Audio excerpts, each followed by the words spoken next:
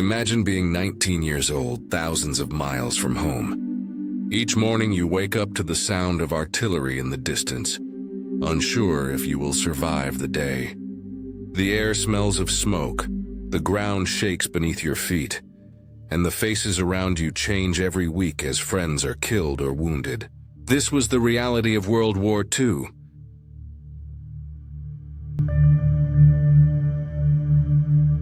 But beyond the bullets and bombs, there was another battlefield inside the human mind.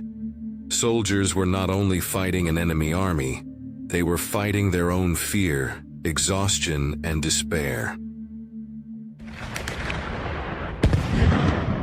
This documentary explores that invisible war, the psychology of the soldier.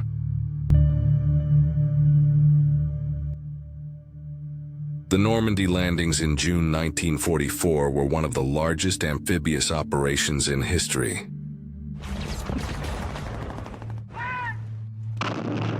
Over 150,000 Allied troops stormed the beaches.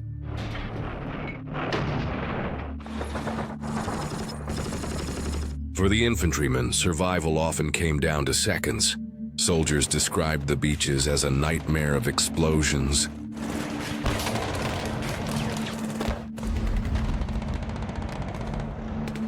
machine gun fire, and chaos.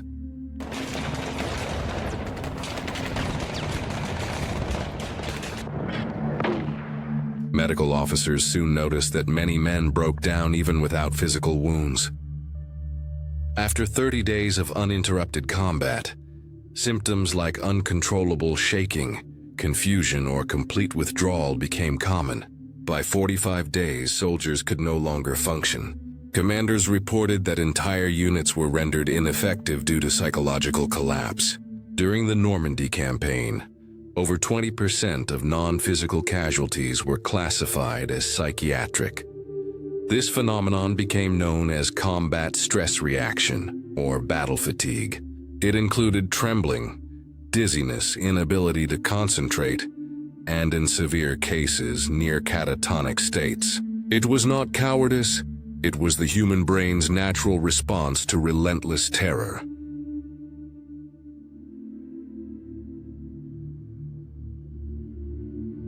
On the Eastern Front, conditions were even harsher.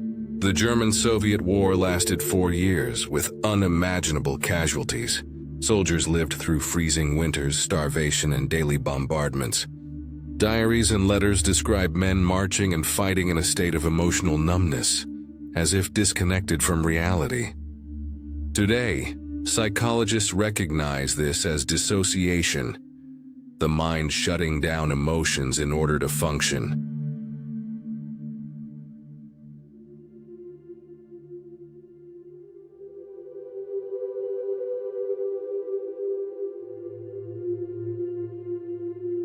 In both East and West, soldiers faced the same breaking point. No matter the nationality, no matter the ideology, the battlefield pushed the human psyche to its limits. Beyond a certain threshold, survival meant shutting down part of the self.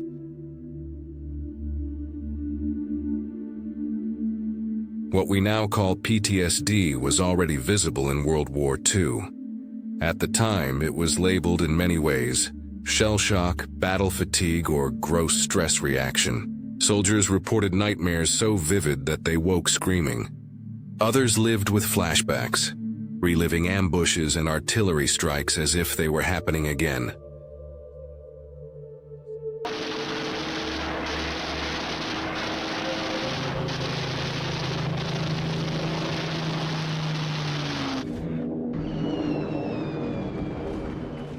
A significant number developed dissociative amnesia.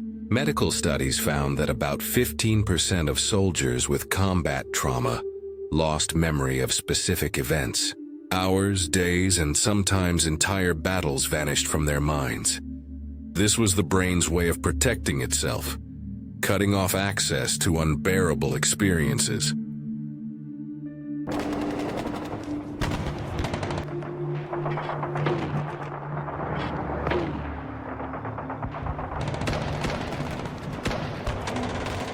Another reaction was psychosomatic illness. Men complained of blindness, paralysis, or tremors despite no physical injury. Doctors at the time were confused. But today we understand this as the body manifesting trauma, when the mind can no longer bear it. Many also experienced derealization and depersonalization. Soldiers described feeling as if they were watching their lives from outside their bodies. The world looked unreal, like a stage play. These feelings made survival possible in the short term, but they left lasting scars.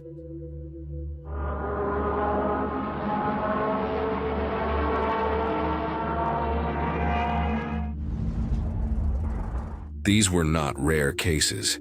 Psychiatric breakdown was one of the most common reasons for evacuation from the front.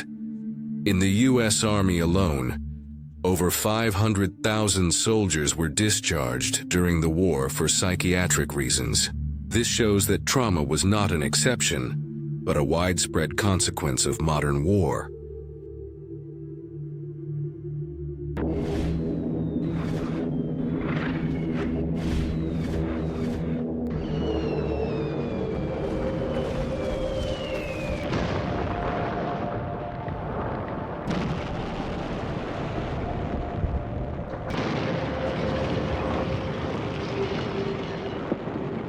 Not all psychological wounds came from terror or exhaustion. Some came from moral injury, the damage caused when soldiers were forced to act against their deepest values.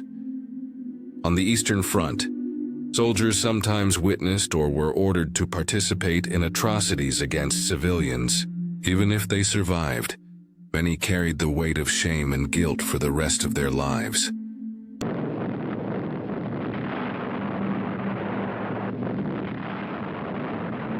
Unlike PTSD, moral injury does not always produce flashbacks. Instead, it manifests as silence, depression, alcoholism, and isolation. Historians describe veterans who said, "The war ended in 1945, but I never forgave myself." These invisible scars were often harder to heal than physical wounds.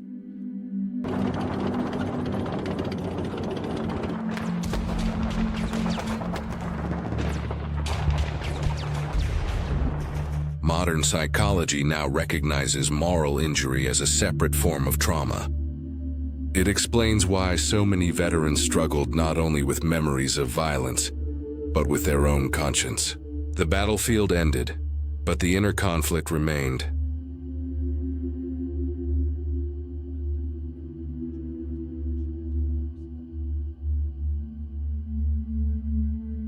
World War II ended in 1945. But for millions of soldiers, the battle never truly ended. Their bodies returned home, but their minds remained on the battlefield. Psychology teaches us that trauma is not weakness. It is the cost of enduring the unimaginable. The invisible wounds of war, nightmares, dissociation, guilt, remind us that the human mind is both fragile and resilient. What do you think? Were these men heroes, victims, or both? Share your thoughts in the comments. And if you found this journey into the soldier's mind powerful, don't forget to like and subscribe for more documentaries.